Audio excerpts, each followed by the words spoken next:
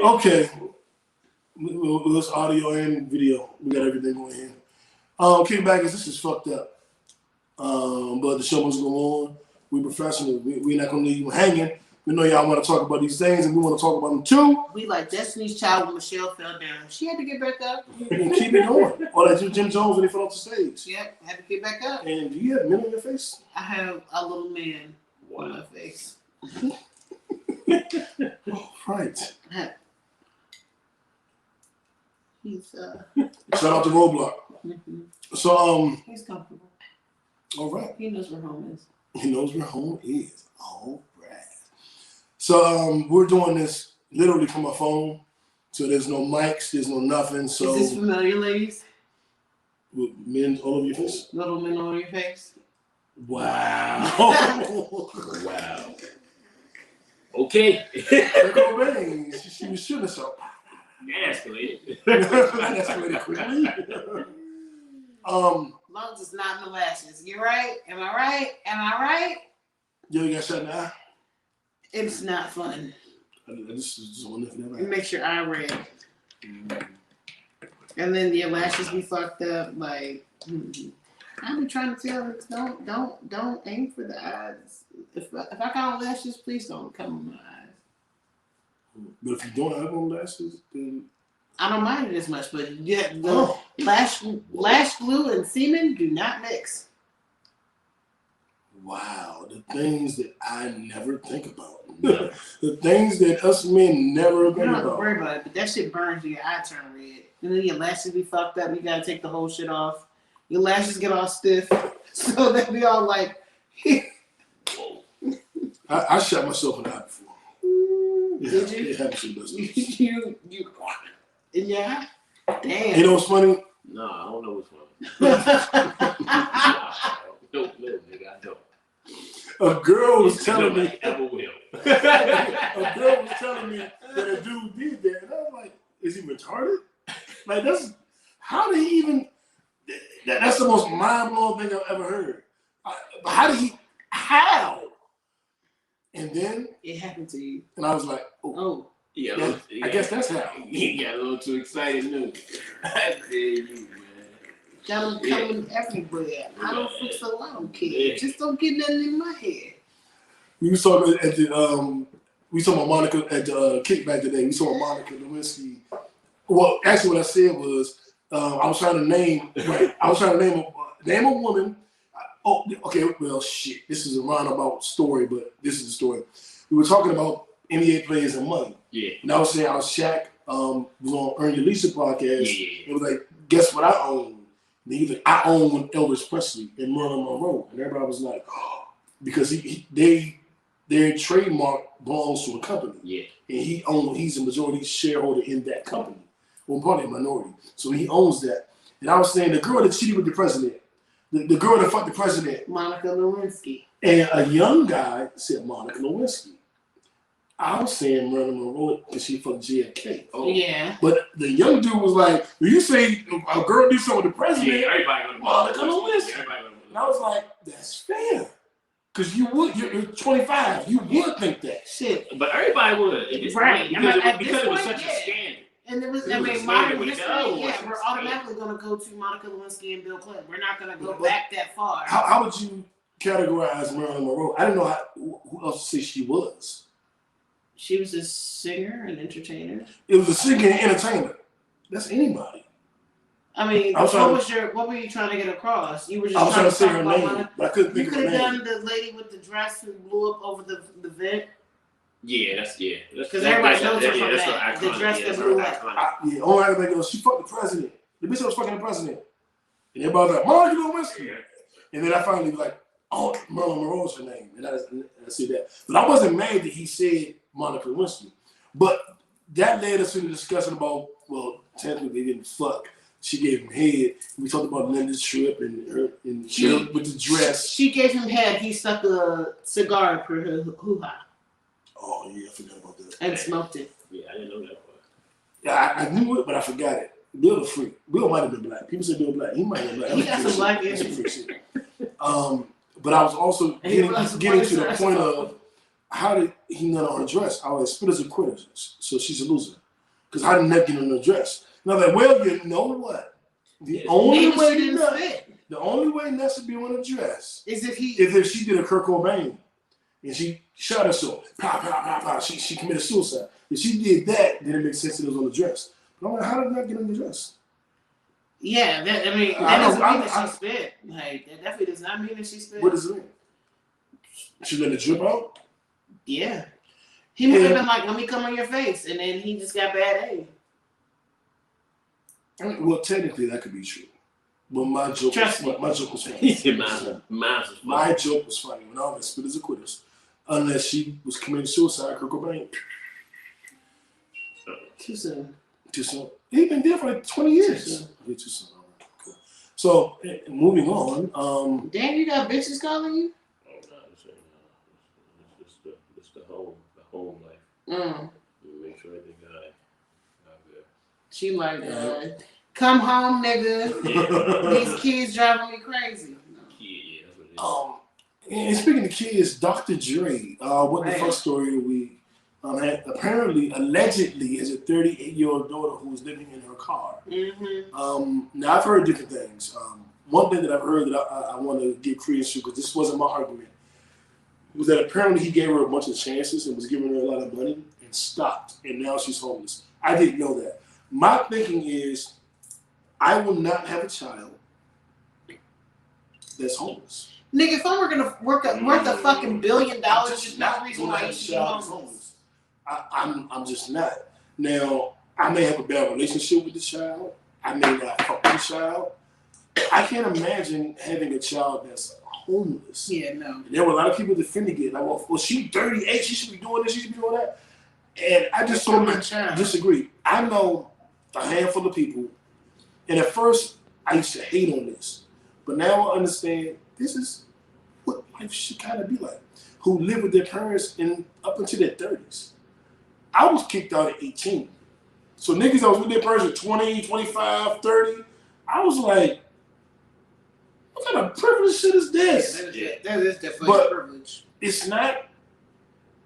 It's less common among black families than it is anybody else. But I know black families. I only know black people. Yeah, but I'm just saying it's less common among us. But I only know black people. So you're right. But the people I'm talking about are black.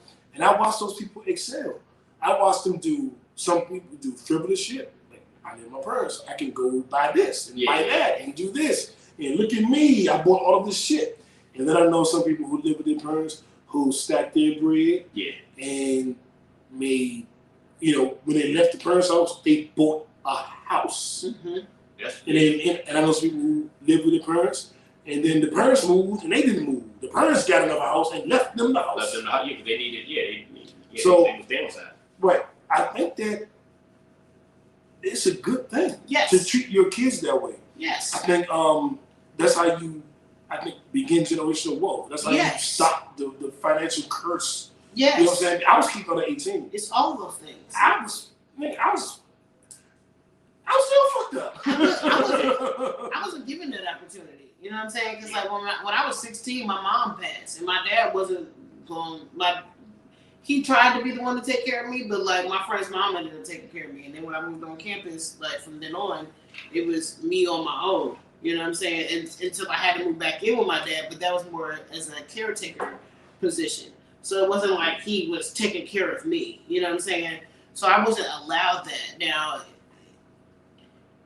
if I moved in with like the Joneses, that'd be something totally different. I probably would be like way better off financially, but they wouldn't go for that shit either. And I don't blame them. Like me and my sister are only 5.5 years apart. Like no, I don't blame them at all for that. And I'm very thankful for my independence. But I see the benefit of being able to be at home for that longer period of time and seeing how people who have been able to stay home longer have been able to flourish financially because they've been able to stack their money or like fuck off and do whatever with their money and then come back and regroup because their parents have been there, you know what I'm saying, to take care of them, to help them out.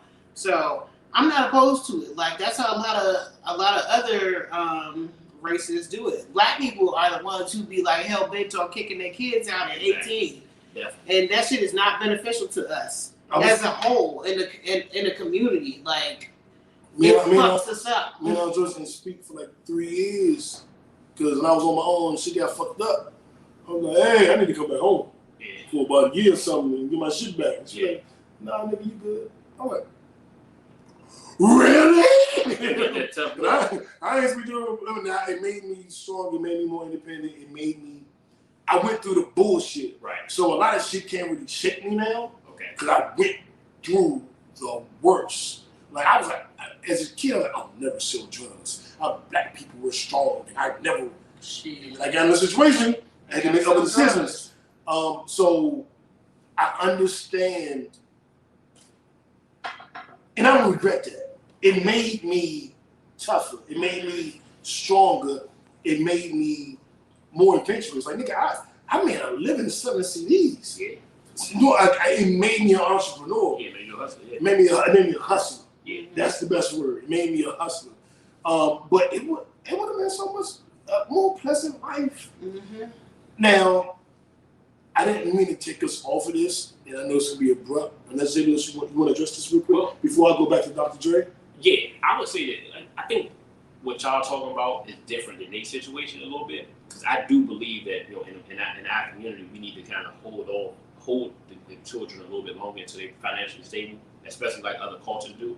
Like if you look at the Hispanic culture, the Chinese culture, they'll keep them in there until they get married, until they get a job, until they get out of school. Indian culture. So when they get Indian culture, so when they do step out, all their money is ready to kind of build their future. And then the same thing what you said with the house. Like sometimes, like, look, why am I staying in a big house if I'm ready to downsize? So you take my house, take my ownership. You can use this equity that I've already built in there to kind of create a better life for yourself. I think with her situation, you know, is a little different because him and her have issues with each other about things she said in the past, and he technically cut her off for other reasons outside of I don't want to take care of you. So it's kind of a different little relationship. But I definitely believe like what y'all talking about in our community, we gotta kind of look toward the future a little bit more so than we do. Like I'm Mel's father figure. No. So stop saying that shit. What? No. I'm never gonna cut Mel off. That is not the fucking case. Like, if Mel needs me, who watches this show knows that's not the case. I'm just saying, if you need the father figure in my life is Walter Jones. Okay. Walter Jones now in the mind, same difference. It's not. If you not need me for my child, like stop. I'm there. I'm not gonna ever. Stop. He said same difference. Stop. He said same difference. Stop. Cap. That was all Cap. Cut his mic off. I'm not going. That was all Cap. Be homeless. You know what I'm saying? And it's like, no matter what. He said same difference. All Cap. Straight Cap. No, man, I do believe that. No, don't fucking encourage him. You think I would let you be homeless? Nigga, they not gonna let me be homeless. We're not talking about this day that DJ Khaled always talk about. They don't want us to win. They want us to be homeless. We ain't talking about day, but you want my father figure.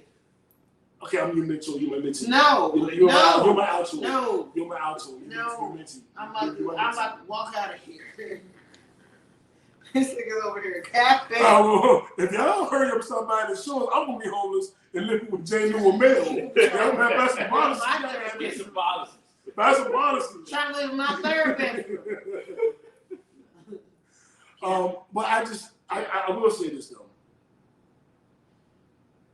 I'm not gonna let my child be homeless. Yeah, no. Oh, my grandchild.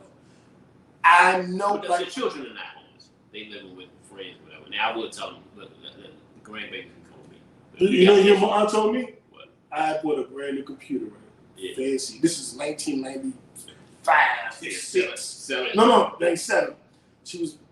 No. 98. This is 1998. So this was computers. It was new. The computers were They were beautiful. And you gotta understand that I was balling. 94, 95, 96, 97. It was different. Yeah. It was different. 98 came. That shit was different. 98, the world was like, fuck you, nigga. Yeah.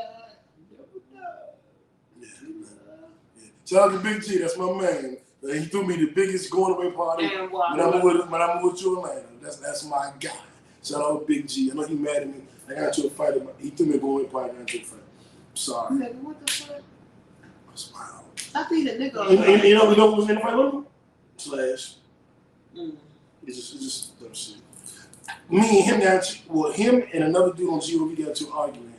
Me trying to break them up made me and him go at it, and the security guards pounced on us, which made us defend ourselves against the security guard. So you went from fuck you nigga, oh y'all pushing both of us, fuck y'all then. So it, nigga shit, this nigga shit, nigga shit. Went from fighting each other to fighting security for trying to like brothers. Oh Jesus, I can hit him, but you can't. Hey man, that's how the locks is moving. We said that earlier too. Yeah. So yeah, that Jada energy going, that Jada energy. But shout out Big G, and I just don't think that I would let my kids be homeless. I can't do that. I can, chastise you. I can cut you off from a good life. I can cut you off from the life that, as my child, you may deserve. Okay, so you saying like, look, I give you something that ain't gonna be well. Okay, yeah. All right. So you saying like, look, all right, I'll pay for this type of apartment. Yeah. I'm gonna put you in a new apartment. You can live with me. What if she was like, I don't know, I don't want that. I want something else. Click by. So then you leave her home. No, I still get the apartment and give her the key and see what she do with it. You gonna sleep in your car versus that apartment? Right. I'm a billionaire. Yeah.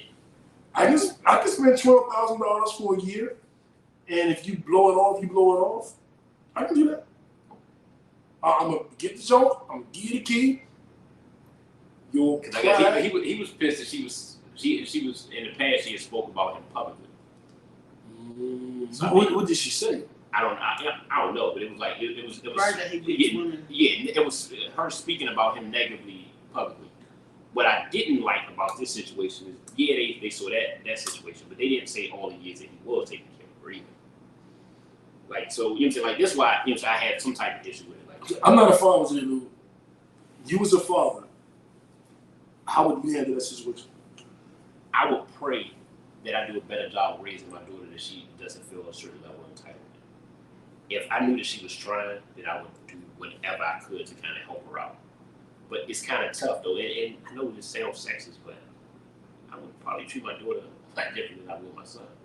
Like, I might be okay with that motherfucker being homeless. Like, if I gave you everything, and I told you, and I put you on a plan, and you go behind my back and start talking to me and all that stuff, talking about me and all that stuff, and putting family business public, it might be some tough love that's necessary. With a daughter that's a little bit tougher, but I'm trying not to be sexist. That's why I'm trying to give her, like, all right, maybe, she said something you can't go back from. But I'm like, with my daughter, I ain't gonna lie, a little bit different. Like, all right. Well, I know she got you right from her finger. Yeah, you I already know what's going on. That's why. Exactly. That's why it's just different. But that's his first. Fathers and their daughters. He is a little ruthless, and then his history. A little ruthless. Yeah, his history kind of like don't. Dr. Dre has a reputation of beating women. Exactly. So like, look, so respect somewhat different. To a certain yeah. extent. I couldn't let my daughter be. I couldn't let anybody I care about be homeless. I have allowed multiple people to live with me when they were homeless. Yeah. Not one, not two, multiple. But in return, I have to. My uncle and aunt took me. I've always been shitting on I never got to homeless. I got put out in '98, and I just started hanging at my cousin's house. I was there all the time. Yeah. And my other cousin, I was going back and forth. And then one day, one of my aunts and uncles, one set, just bought another bed. And that's when I knew they knew I was. Because I thought I was playing it off. Like, I'm over at everybody's house. Yeah, nobody knows what's going on. You know what's going on. And then one day, I went in that joint in my cousin's bedroom, because it wasn't a big house, more like it was multiple bedrooms. Well, it was multiple people, they were occupied. Yeah. And in his room, because I was sleeping on the floor, one day, I had a job. I was working, and he brought me home. Well, he picked me up from the train station and brought me back to the house. And his bed was gone. It was 2 twin beds in there. And he walked in like, that's something about that. Like old school family do that though. Like you know what I'm saying? He walked in, we both was like, they know you staying here now. Our secret. They figured us out. They figured us out. They know the truth. He probably told too. Yeah. They were like, what's going on? What's going on? Because back then, what's up? New. I was new back then. I was like, where's Ricky? Why is Ricky here? And I was new back then. I'm like, what's up with new? And he probably was like, you know. And it touched me. Yeah. To walk in there, I thought it was fucked up for him because he like, I had a bigger bed. Yeah. But he made that sacrifice, and they made that sacrifice. Yeah, I've been pissed at them for like the last since I went home from DC, and they ain't show up when I put on the class. Why they call me? Because now I think about it, he got some great shit. No, I'm at a call me. I've definitely been homeless before, and did I just throw a net in my fucking cup? Yeah. No, it's still alive, you asshole. Man, this mess gotta fucking go. I'm about to like start screaming on these motherfuckers. I'm about to put another Junior and Boys in the Hood. Another dish detergent vinegar. Yeah, fix that shit. Okay, maybe I did. It's his fault. Left my door open Friday.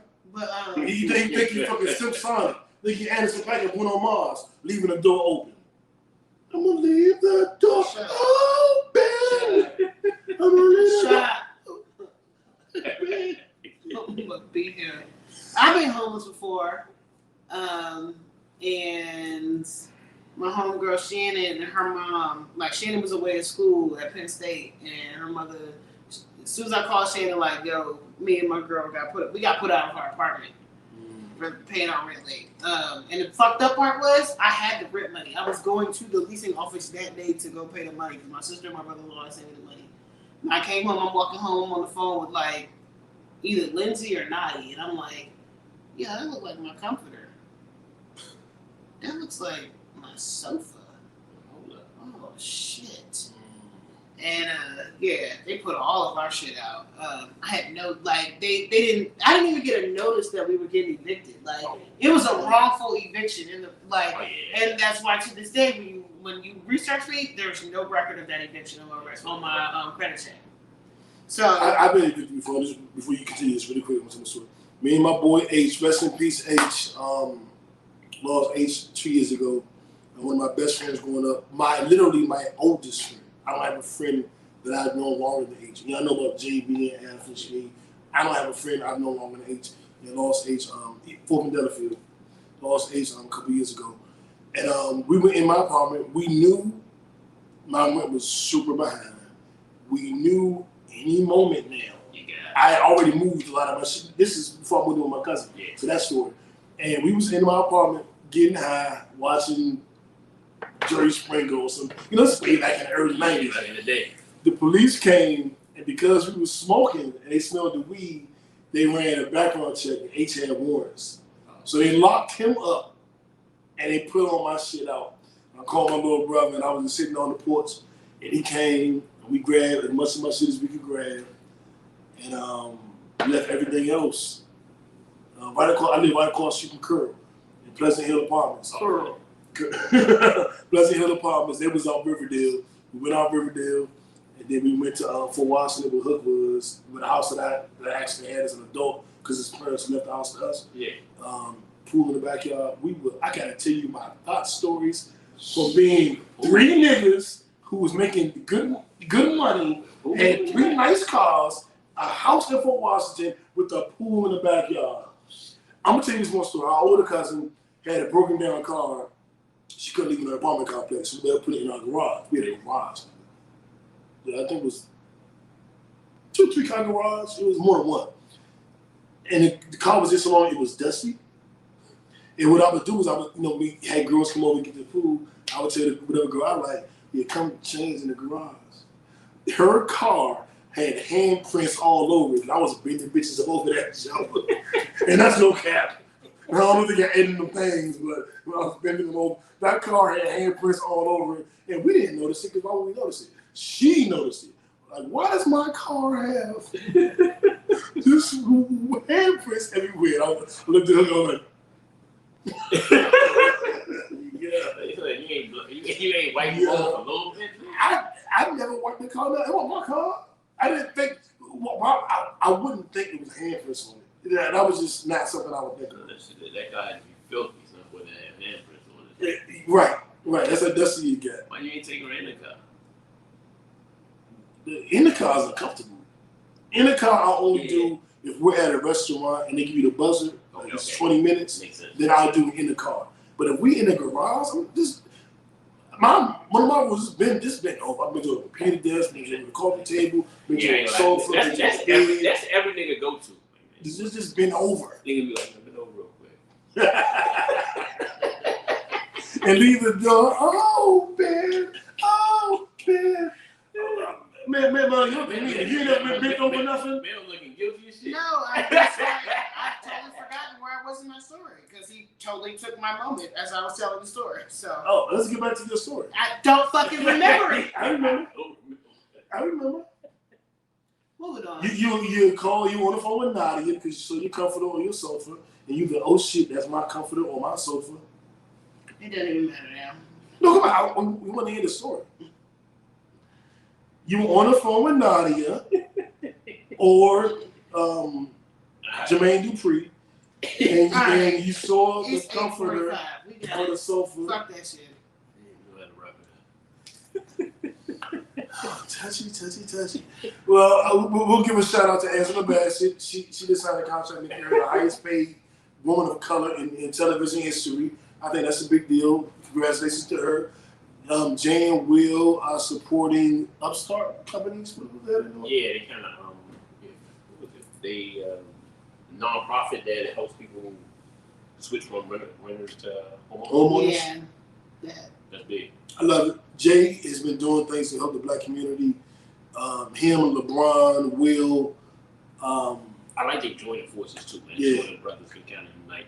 And they've been doing shit together for a minute. Yeah. They did Carol's daughter. That makeup. Did you ever use Carol's daughter? I did. I used to use Carol's daughter before it was purchased by a white-owned company. But that whole thing makes me circle back to Dr. Dre. Because I read this thing where they read Dr. Dre for Filth about how basically Dr. Dre is not respected because of how he moves. Right. And Jay and Will are because the difference between the two, well, the three, while Dr. Dre may have a lot of money, he has a lot of kids outside of his main family versus like Will, like he was with his first wife and then he'd been with Jada for like 20 plus years. You know what I'm saying? Yeah, you know, she said all this I've seen it do. I'm just saying. Shut up. Jay-Z doesn't have any outside children. That Gilda Trinidad. Continue. Jay-Z, just don't give me no money. Yeah. Like, you just totally, fuck the whole story. Never mind. All right.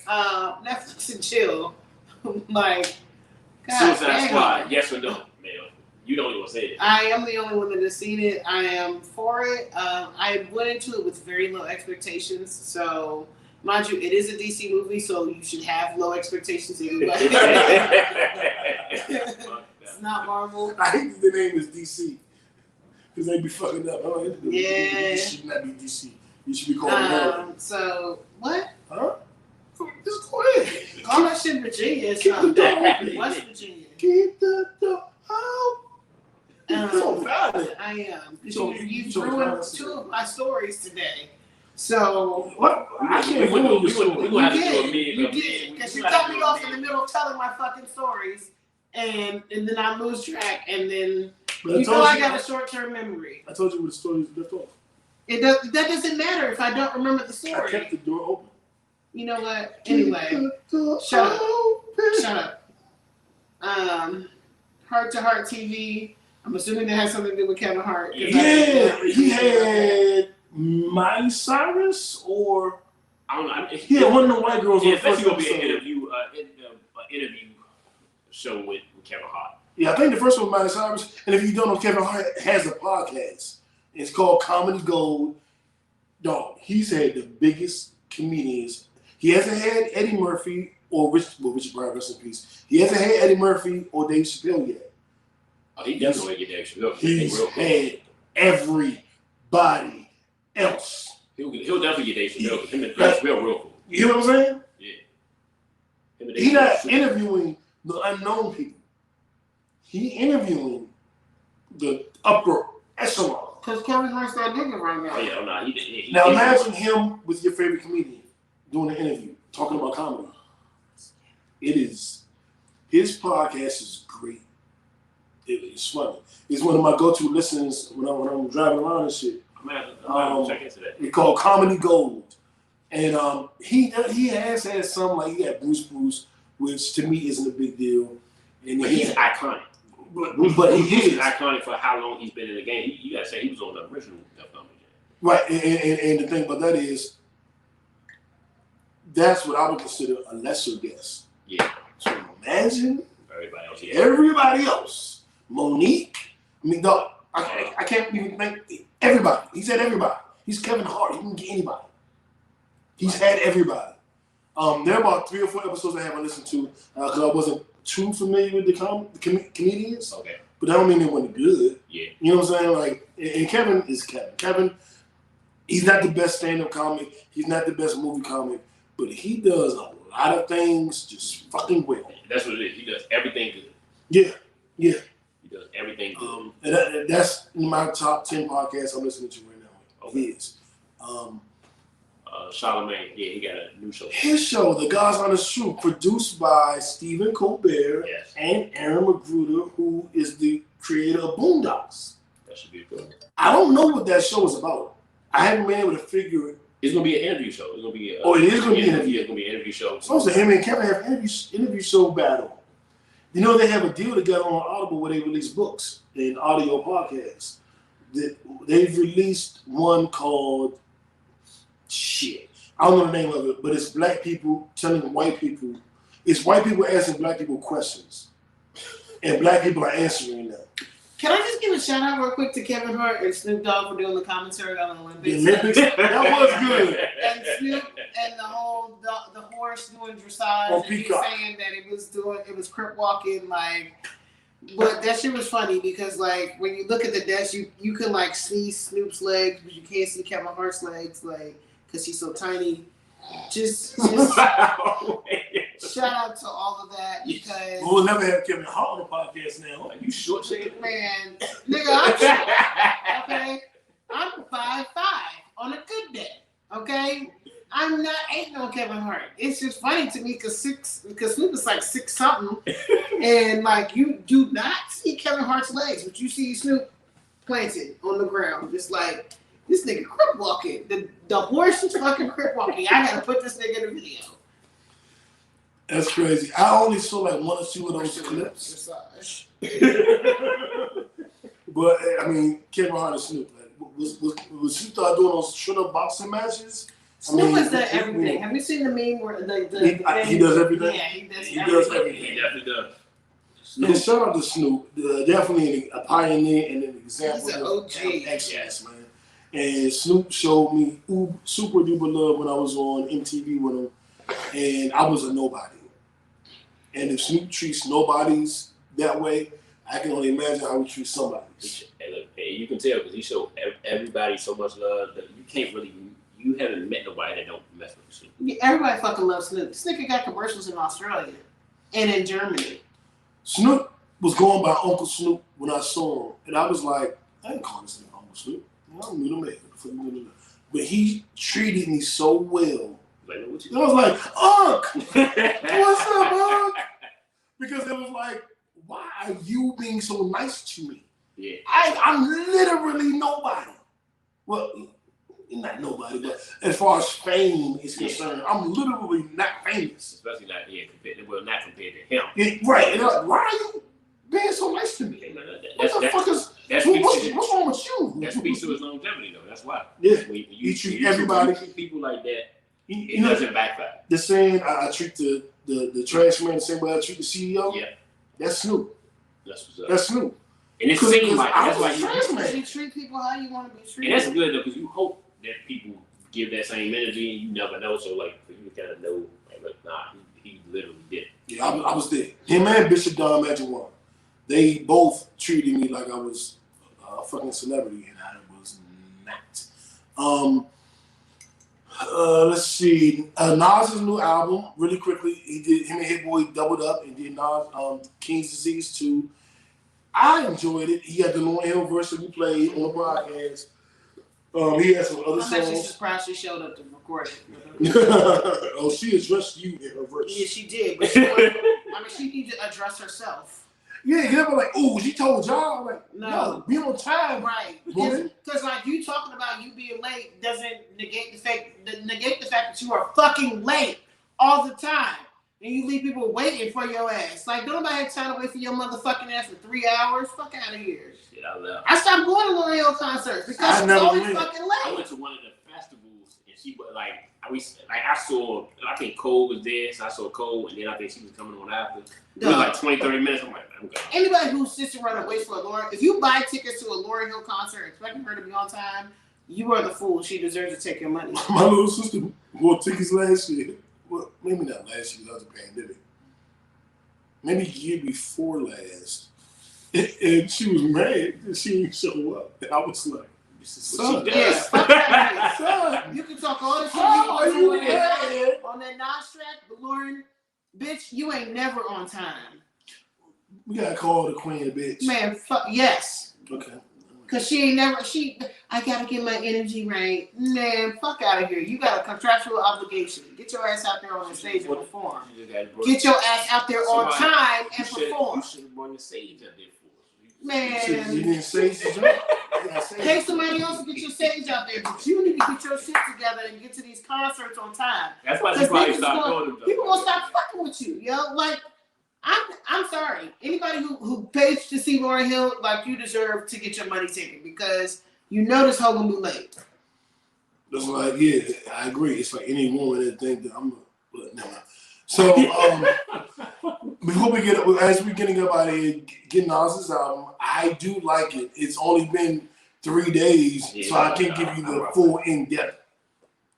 But my favorite song so far is 40 Side. That's the song where he goes OG talk. And he says, like, don't be mad, shit ain't going your way, get up off your ass, work harder, do more, get your niggas involved, and win. Don't sit here going shit ain't right. Make it right. And I'm just like, that's the conversation I want to hear. I want to hear that. Fix it, nigga. Okay, so you didn't sell the policies you wanted this week? Do it next week. No, fuck being. And we will, man. Yeah, and we will. So I love that song. That don't get me going. He had a couple moments where he talked about he wish he had met Muhammad Ali because of what he could have learned. He talks about Lauryn Hill. Like, not Lauryn Hill. Shit, who's the queen he talked about? I know that Sunday brunch is jump. Queen Latifah, I think. That jump go. Sunday brunch. That jump go. That jump go. Now, aside from message and shit, that jump go. Yeah. I was going to the message song, but you are 100% right. That is probably my favorite song on the show. Yeah. That jump go. Sunday brunch, mimosas and bad bitches. It's that. It's just like, how could you not love it? I contemplated making that the song today because we record on Sundays. Yeah, but you know, Lauryn Hill, she showed up, so you like, you know. Gotta once. Gotta Wonder how late she makes in that session. Cause I started fucking with Lauryn Hill, yo. After me and my sister went to go see her at the Tabernacle, I was like, yo, first of all, here in Atlanta. Yeah. Okay. And she was like down late, and then like I knew that she couldn't perform her songs like how they had been originally produced, but like knowing that and hearing it is two totally different things. Oh, she couldn't perform the songs? No, she still can't perform the songs the way they were originally produced. Why not? She can like sing the word because it all goes back to how the album was made. So when Lauryn was making the Miseducation of Lauryn Hill, instead of giving people actual writing creds and stuff like that in the little album cover and shit like that, she's like, "Oh, we'll take care of you." That's not a like legal thing, you know what I'm saying? And so like a lot of the songs were written by other people, written or produced by other people. So now she can't perform them the way they were originally composed because she doesn't own the rights to those. Like, and they sued her for that shit. So now when you go to a Lauryn Hill concert, you are not getting guys, you know you better. It's like a totally different composition of it. Like you won't hear that thing in the original format that you are expecting to hear it in. Like you. I know when women expecting to get that thing in the original form, shut up. if they don't get that thing in the, it's over. In the 8 of them things. Shut up. All right, we out of here. But I do want to say shout out to our Washington Wizards. Russell Westbrook demanded a trade. We had to accommodate him. Fuck out of here. But what we got back, I am more than happy with. I'm gonna Russell, get your punk ass on. Right, and he just made me start liking him. I didn't want him. That's okay. When he traded John Wall, I was like, I don't want Westbrook. You suck anyway. You don't. Finally made me You fall in never love with the clutch balls, and then he left. You're not Big Shot, Bobby. You don't make them clutch plays in that moment. You fuck up. So fuck out of here. Beat it, cocksucker. We turned John Wall's injury-prone, one of our favorite players because he was a Wizard, into he got drafted to us. But right into Russell Westbrook, which we then turned into Spencer Dinwiddie, Kyle Kuzma, Montrezl Harrell, KCP, Aaron Holiday, and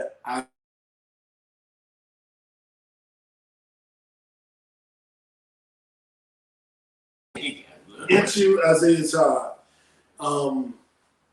The Wizards, this is the deepest Wizard team I've ever watched. I think this is the most well-balanced Wizard team I've ever watched.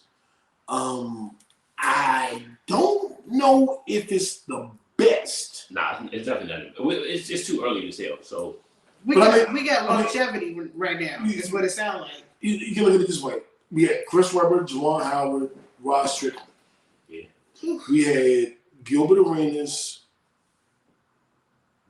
Anton Jameson, Caron Butler. Yeah. We had John Wall, Bradley Beal, Otto Porter. Now we have Bradley Beal, Spencer Dinwiddie, Kyle Kuzma, Rui. I think it's going to. I think we have a chance to be better because it's Montrezl Harrell. Montrezl Harrell is technically the second best player on our team. I think it depends. He's a bench player. We have the ability to be better because of the coach. I think this is we have a better coach. This is the first time I've actually felt confident that we have a competent coach, and I think we'll see. That's what we'll see. I'm going to say this, and I agree with you. This is the best coach we've had since the 80s. I hope that's the case. I hope that's the case. If that's the case, well, no. It just is what it is. This is the best head coach we've had, definitely in our adult lives, and going back to our early childhood. So this is the best coach. Eddie Jordan was solid. Eddie Jordan was solid. But solid. That's it. The Princeton offense just didn't. He didn't make adjustments. He was like Scott Brooks to me. And that's what that was the issue. Like, when Miami beat our ass and Shaq didn't play, okay, they won the ring. But Shaq didn't play our series. We got swept. How did Dwayne Wade sweep? We had Gilbert Arenas, Anton Jameson, and Caron Butler. And Miami swept us without Shaq. Come on, dog. That's been an issue with there was no adjustment. That's why I'm glad we got somebody who is known for developing players. It doesn't have defense. It doesn't have an exact offense. Like look, because in this new NBA, you have to be interchangeable. And most of the guys, they had an offense. Like Scott Brooks is just one. What's the offense? I don't know, motherfucker. Just one. It was Eddie Jordan, Princeton. So it's like, look, we got to be able to interchange and attack what our opponents don't do well. So that's why I like this coach. That's why I like him. Remember, who was my guy? I wanted Sam Cassell. Before I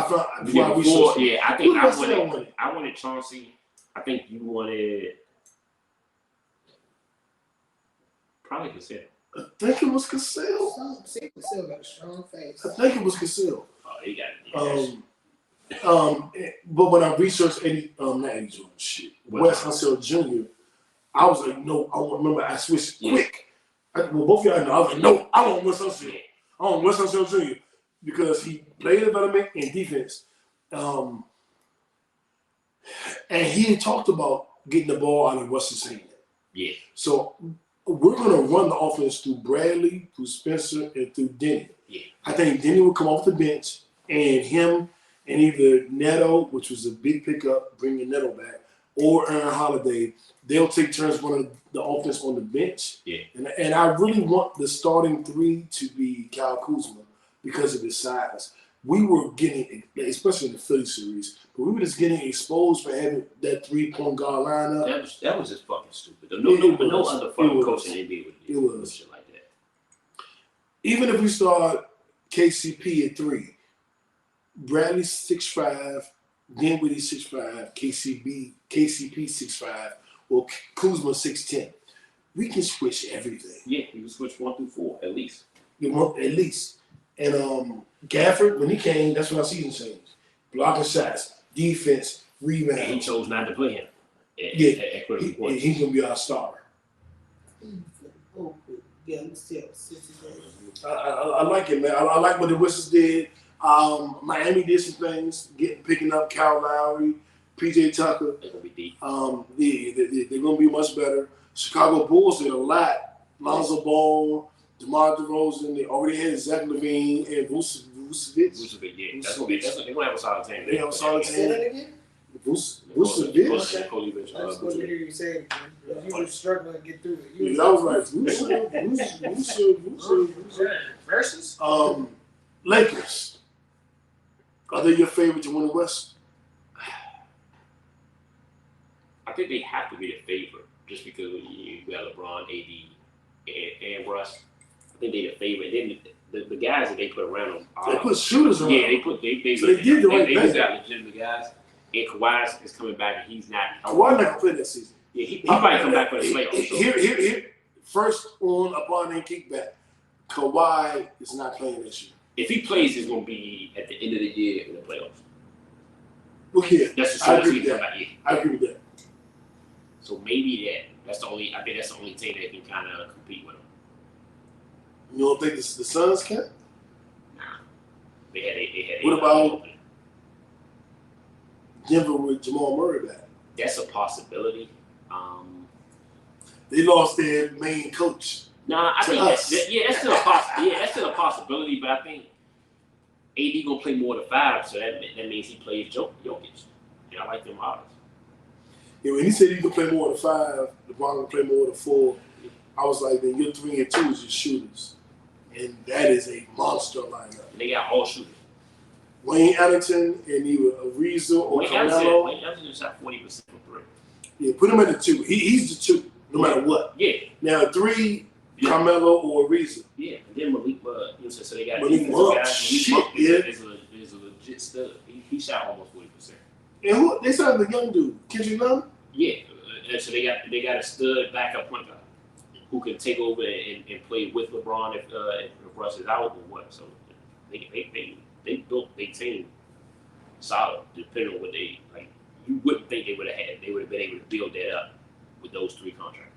Yeah. All of those guys took some bullshit to come play. Because they wanted to win. They thought that was their best chance. That's fucking stupid. Brooklyn picked up Patty Mills. I like that move. Yeah, They lost Jeff Green, Uncle Jeff. They lost Uncle Jeff. Yeah, they had to lose him because of the way the contracts would work. They wanted him, but they couldn't. Really quick, putting everybody on the spot.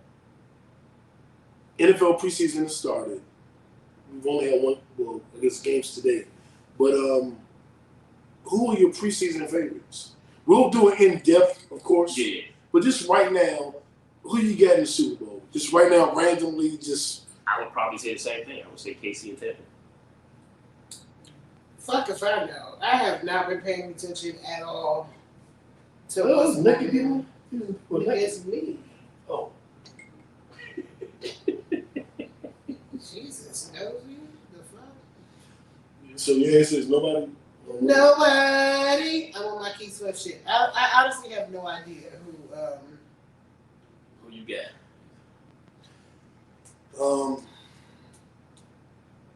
I got the Cowboys. Of course you do. And that's where we end the show. And the Chiefs. That's where we end the show.